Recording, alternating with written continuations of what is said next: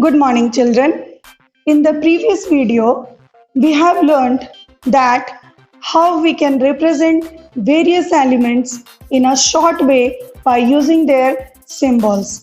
For example, we can use He for representation of helium, carbon represented by C, sodium we can represent by using their symbol that is Na, potassium by using K.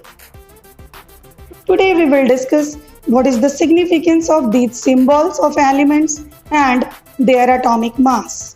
So let's start.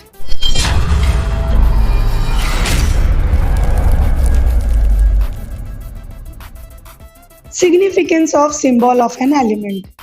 In this topic we will discuss that what informations we get from the symbol of an element. They are, first is symbol represents name of the element. Symbol represents one atom of particular element, and it also represents one mole of atoms of that particular element, and one mole contains 6.022 into 10 to the power 23 atoms at particular element.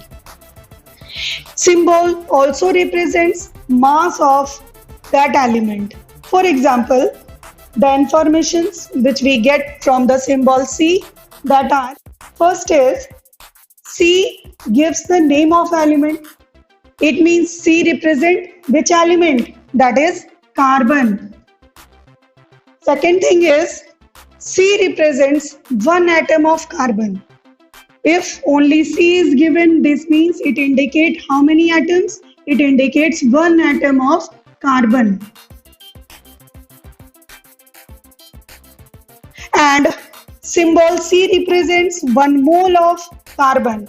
And one mole of carbon contains how many atoms of carbon?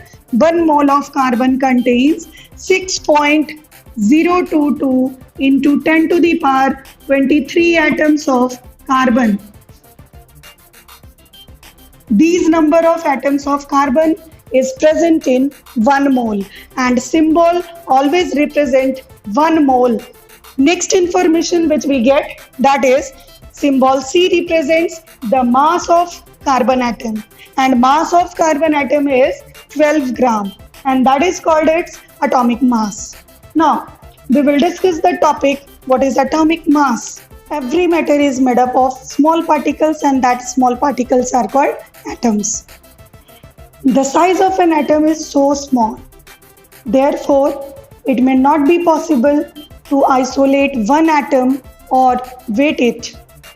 For example, the mass of one hydrogen atom is 1.67 into 10 to the power minus 24 gram, or in kg it is 1.67 into 10 to the power minus 27 kg. This gram and kg is very big unit for the measurement of mass of an atom. Now here problem is that how we can find out the atomic mass. To solve this problem, it was suggested that mass of an atom of element could be expressed as its relative mass. What is relative mass? For finding the relative mass of an atom, scientists were taken some elements and their masses as a standard unit. At first, they were taken the hydrogen element and their mass is taken as a standard unit, and compare the mass of other elements with respect to mass of hydrogen atom. But this was failed because hydrogen shows isotopes. Hydrogen has three isotopes, that is H11, H12, H13. Protium, deuterium and tritium. These all have same atomic number but different mass number. So they are called isotopes. And they have different mass number. So that problem is which one is taken as a standard unit. Then after, hydrogen is replaced by oxygen atom, but same problem will face by the scientist. So that finally in 1961, In 1961, IUPAC, International Union of Pure and Applied Chemistry, was selected that isotopes of carbon 12 atom as a standard unit and compare the masses of other elements with respect to carbon 12 atom.